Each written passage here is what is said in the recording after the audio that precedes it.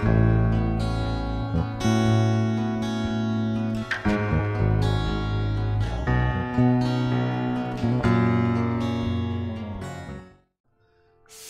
kasih Kristus menyertai kita semua. Kita ada di gerakan membaca Alkitab dalam 365 hari. Hari ini kita berada pada hari yang ke-78. Jadikanlah membaca Alkitab sebagai kebutuhan supaya firman Allah menjadi pelita yang menerangi jalan hidup kita. Karena itu kita akan membaca. Sebelum membaca mari berdoa. Ya Bapa, tuntunlah hamba-Mu melalui kuasa Roh Kudus untuk membaca firman dari Alkitab. Dan semua yang mengikuti dimanapun mereka berada diberkati oleh Tuhan. Ke dalam kuasa-Mu hamba serahkan. Dalam nama Tuhan Yesus. Haleluya. Amin. Di hari ke-78 ini kita akan membaca dari kitab Hakim-Hakim pasal 9 sampai pasal 10. Begini dikatakan. Adapun Abimelek bin Yerubbaal pergi ke Sikem kepada saudara-saudara ibunya dan berkata kepada mereka dan kepada seluruh kaum dari pihak keluarga ibunya, tolong katakan kepada seluruh warga kota Sikem, manakah yang lebih baik bagimu, 70 orang memerintah kamu, yaitu semua anak Yerubbaal, atau 1 orang? Dan ingat juga bahwa aku darah dagingmu. Lalu saudara-saudara ibunya mengatakan hal ihwalnya kepada seluruh warga kota Sikem. Maka condonglah hati orang-orang itu untuk mengikuti Abimelek. Sebab kata mereka, memang ia saudara kita. Sesudah itu mereka memberikan kepadanya 70 uang perak dari kuil Baal Berit. Lalu Abimelek memberi perak itu sebagai upah kepada petualang-petualang dan orang-orang nekat supaya mengikuti dia. Ia pergi ke rumah ayahnya di Ofra, lalu membunuh saudara-saudaranya, anak-anak Yerubbaal, 70 orang di atas satu batu. Tetapi Yotam, anak bungsu Yerubbaal, tinggal hidup karena ia menyembunyikan diri. Kemudian berkumpullah seluruh warga kota Sikem dan seluruh Bet Milo. Mereka pergi menobatkan Abimelek menjadi raja dekat pohon Tarbantin di tugu peringatan yang di Sikem. Setelah hal itu dikabarkan kepada Yotam, pergilah ia ke gunung Gerisim dan berdiri di atasnya. Lalu berserulah ia dengan suara nyaring kepada mereka, dengarkanlah aku, kamu warga kota Sikem, maka Allah akan mendengarkan kamu juga. Sekali peristiwa pohon-pohon pergi mengurapi yang akan menjadi raja atas mereka, kata mereka kepada pohon zaitun, jadilah raja atas kami. Tetapi jawab pohon zaitun itu kepada mereka, masa akan aku meninggalkan minyakku yang dipakai untuk menghormati Allah dan manusia dan pergi melayang di atas pohon-pohon? Lalu kata pohon-pohon itu kepada pohon ara, marilah jadilah raja atas kami. Tetapi jawab pohon ara itu kepada mereka, masa akan aku meninggalkan manisanku dan buah-buahku yang baik dan pergi melayang di atas pohon-pohon? Lalu kata pohon-pohon itu kepada pohon anggur, marilah jadilah raja atas kami. Tetapi jawab pohon anggur itu kepada mereka, masa akan aku meninggalkan air buah anggurku yang menyukakan hati Allah dan manusia dan pergi melayang di atas pohon-pohon? Lalu kata segala pohon itu kepada semak duri, marilah jadilah raja atas kami. Jawab semak duri itu kepada pohon-pohon itu, jika kamu sungguh-sungguh mau mengurapi aku menjadi raja atas kamu, datanglah berlindung di bawah naunganku. Tetapi jika tidak, biarlah api keluar dari semak duri dan memakan habis pohon-pohon aras yang di gunung Libanon. Maka sekarang jika kamu berlaku setia dan tulus ikhlas dengan membuat Abimelek menjadi raja, dan jika kamu berbuat yang baik kepada Yerubbaal dan kepada keturunannya, dan jika kamu membalaskan kepadanya seimbang dengan jasanya, Bukankah ayahku telah berperang membela kamu dan menyambung nyawanya dan telah melepaskan kamu dari tangan orang Midian? Padahal kamu sekarang memberontak terhadap keturunan ayahku dan membunuh anak-anaknya, 70 orang banyaknya di atas satu batu, serta membuat Abimelek anak seorang budaknya perempuan menjadi raja atas warga kota Sikem, karena ia saudaramu. Jadi jika kamu pada hari ini berlaku setia dan tulus ikhlas kepada Yerubbaal dan keturunannya, maka silakanlah kamu bersukacita atas Abimelek dan silakanlah ia bersukacita atas kamu. Tetapi jika tidak demikian, maka biarlah api keluar daripada Abimelek dan memakan habis warga kota Sikem dan juga Bet Milo. Dan biarlah api keluar daripada warga kota Sikem dan juga dari Bet Milo dan memakan habis Abimelek. Kemudian larilah Yotam yang melarikan diri ke Beer dan tinggal di sana karena takut kepada Abimelek saudaranya itu. Setelah 3 tahun lamanya Abimelek memerintah atas orang Israel, maka Allah membangkitkan semangat jahat di antara Abimelek dan warga kota Sikem, sehingga warga kota Sikem itu menjadi tidak setia kepada Abimelek, supaya kekerasan terhadap ke-70 anak Yerubbaal dibalaskan dan darah mereka ditimpakan kepada Abimelek, saudara mereka yang telah membunuh mereka, dan kepada warga kota Sikem yang membantu dia membunuh saudara-saudaranya itu. Sebab warga kota Sikem itu menempatkan orang untuk menghadang dia di puncak gunung dan merampas setiap orang yang melewati mereka melalui jalan itu. Hal itu dikabarkan kepada Abimelek. Sementara itu Gaal bin Ebed beserta saudara-saudaranya telah datang dan pindah ke kota Sikem. Warga kota Sikem percaya kepadanya. Jadi pergilah mereka ke ladang mereka, mengumpulkan hasil kebun anggur mereka dan mengirik memerasnya, lalu mengadakan perayaan. Mereka masuk ke kuil Allah mereka dan makan minum sambil mengutuki Abimelek. Berkatalah Gaal bin Ebed, siapa itu Abimelek dan siapa kita orang Sikem, maka kita menjadi hambanya. Bukankah anak Yerubbaal dan Sebul wakilnya menjadi hamba orang-orang Hemor, ayah Sikem? Jadi mengapakah kita menjadi hambanya? Sekiranya orang-orang kota ini ada di dalam tanganku, maka tentulah aku mengenyahkan Abimelek.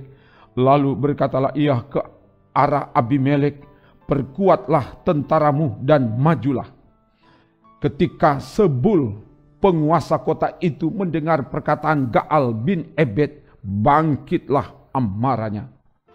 Ia mengirim utusan kepada Abimelek di Aruma dengan pesan, Gaal bin Ebed dan saudara-saudaranya telah datang ke Sikem, dan ketahuilah mereka menghasut kota itu melawan engkau. Oleh sebab itu, berangkatlah pada waktu malam engkau dan rakyat yang bersama-sama dengan engkau itu, dan adakanlah penghadangan di padang. Esoknya pagi-pagi pada waktu matahari terbit, haruslah engkau menyerbu kota itu. Dan jika ia dan orang-orangnya keluar melawan engkau, maka engkau dapat berbuat kepadanya sesuai dengan keadaan yang kau dapati. Sebab itu berangkatlah Abimelek pada waktu malam beserta segala rakyat yang bersama-sama dengan dia.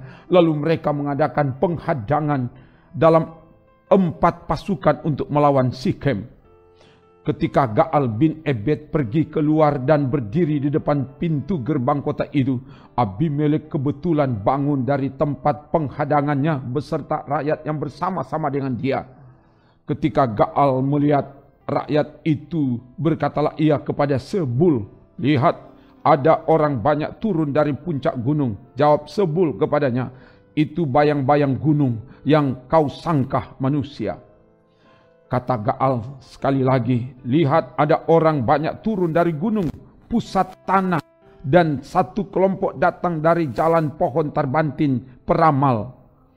Jawab Sebul kepadanya, di manakah mulutmu itu yang mengatakan siapa itu Abimelek, maka kita menjadi hambanya? Bukankah ini orang-orang yang telah kau hina itu? Majulah sekarang untuk memerangi mereka. Maka majulah Gaal dengan dipandangi oleh warga kota Sikem, lalu berperang melawan Abimelek. Tetapi Abimelek mengejar dia dan ia melarikan diri dari depannya, dan banyaklah orang tewas sampai di depan pintu gerbang. Adapun Abimelek tinggal di Aruma, tetapi Zebul mengusir Gaal dan saudara-saudaranya sehingga mereka ini tidak dapat tinggal di Sikem. Keesokan harinya orang-orang kota itu pergi ke ladang. Setelah hal itu dikabarkan kepada Abimelek, dibawanyalah rakyatnya, dibaginya dalam 3 pasukan, lalu mereka mengadakan penghadangan di padang. Ketika dilihatnya bahwa orang-orang kota itu keluar dari dalam kota, bangunlah ia menyerang mereka serta menewaskan mereka. Abimelek dan pasukan yang bersama-sama dengan dia menyerbu dan menduduki pintu gerbang kota, sedang kedua pasukan lain itu menyerbu dan menewaskan semua orang yang ada di padang. Sehari-harian itu Abimelek berperang melawan kota itu. Ia merebut kota itu dan membunuh orang-orang yang di dalamnya. Kemudian dirobohkannya kota itu dan ditaburinya dengan garam. Mendengar itu, masuklah seluruh warga kota Menara Sikem ke dalam liang di bawah kuil El-Berit. Dikabarkanlah kepada Abimelek bahwa seluruh warga kota Menara Sikem telah berhimpun di sana. Lalu Abimelek dan seluruh rakyat yang bersama-sama dengan dia naik ke gunung Salmon. Abimelek mengambil kapak lalu memotong dahan-dahan kayu, mengangkatnya dan meletakkannya ke atas bahunya sambil berkata kepada rakyatnya yang bersama-sama dengan dia, "Turutilah dengan segera perbuatanku yang kamu lihat ini." Kemudian rakyat itu juga masing-masing memotong dahan-dahan lalu mengikuti Abimelek, meletakkan dahan-dahan itu di atas liang dan membakar liang itu di atas kepala orang-orang itu. Demikianlah semua penduduk kota Menara Sikem juga mati, kira-kira 1.000 orang laki-laki dan perempuan. Selanjutnya Abimelek pergi ke Tebes. Ia mengepung Tebes lalu merebutnya. Tetapi ada sebuah menara yang kuat di tengah-tengah kota, dan semua laki-laki dan perempuan seluruh warga kota itu melarikan diri ke situ. Mereka menutup pintu di belakangnya dan naik ke atas sotok menara itu. Lalu sampailah Abimelek ke menara itu, menyerangnya dan dapat menerobos sampai ke pintu menara itu untuk membakarnya. Tetapi seorang perempuan menimpahkan sebuah batu kilangan kepada kepala Abimelek dan memecahkan batu kepalanya. Dengan segera dipanggilnya bujang pembawa senjatanya dan berkata kepadanya, "Hunuslah pedangmu dan bunuhlah aku, supaya jangan orang berkata tentang aku, seorang perempuan membunuh dia." Lalu bujangnya itu menikam dia sehingga mati. Setelah dilihat oleh orang Israel bahwa Abimelek telah mati, pergilah mereka masing-masing ke tempat kediamannya. Demikianlah Allah membalaskan kejahatan yang dilakukan oleh Abimelek kepada ayahnya, yaitu pembunuhan atas ke-70 saudaranya. Juga segala kejahatan orang-orang Sikem ditimpakan kembali oleh Allah kepada kepala mereka sendiri. Demikianlah kutuk Yotam bin Yerubbaal mengenai mereka.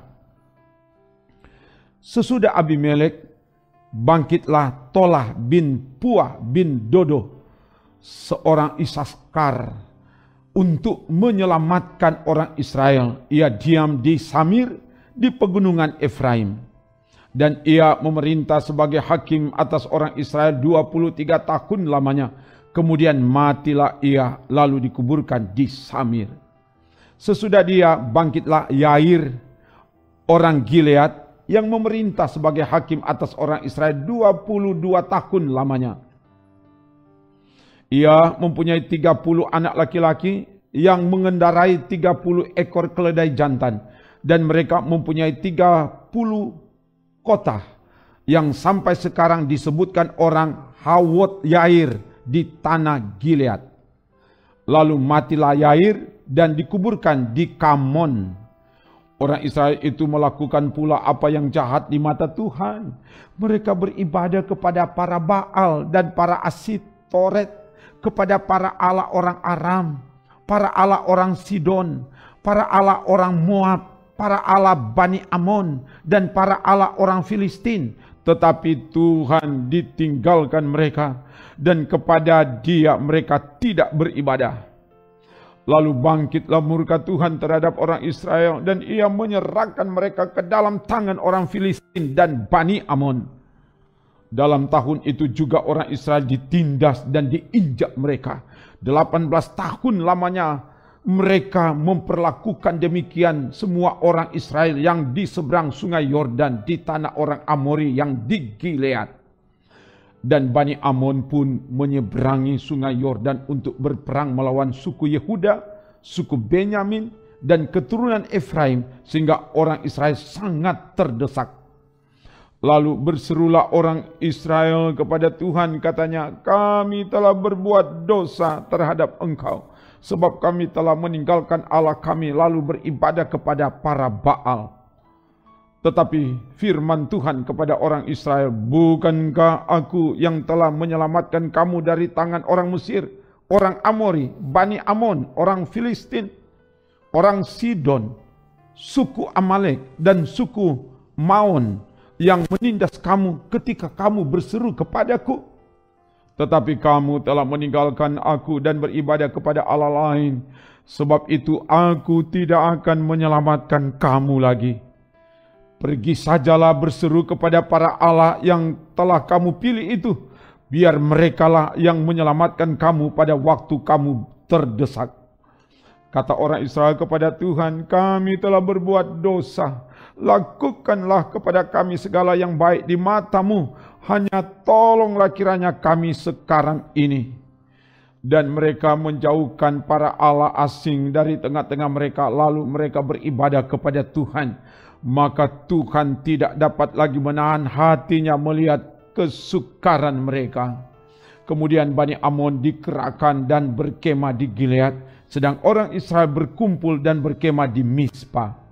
Maka para pemimpin bangsa di Gilead berkata seorang kepada yang lain, siapakah orang yang berani memulai peperangan melawan Bani Amon itu? Dialah yang harus menjadi kepala atas seluruh penduduk Gilead. Demikian bacaan firman Tuhan dari Alkitab. Mari berdoa. Terima kasih Bapa, oleh pertolongan-Mu, Engkau telah memampukan hamba-Mu untuk membacakan firman dari Alkitab. Biar firman Allah berkuasa dan menguasai kami semua yang mengikuti, sehingga kami mau hidup dari dan di dalam firman-Mu. Dalam nama Tuhan Yesus. Haleluya. Amin. Demikian bacaan firman Tuhan dari Alkitab. Tuhan akan terus menjaga, melindungi, dan memberkati saudara kini dan selamanya. Amin. Trims.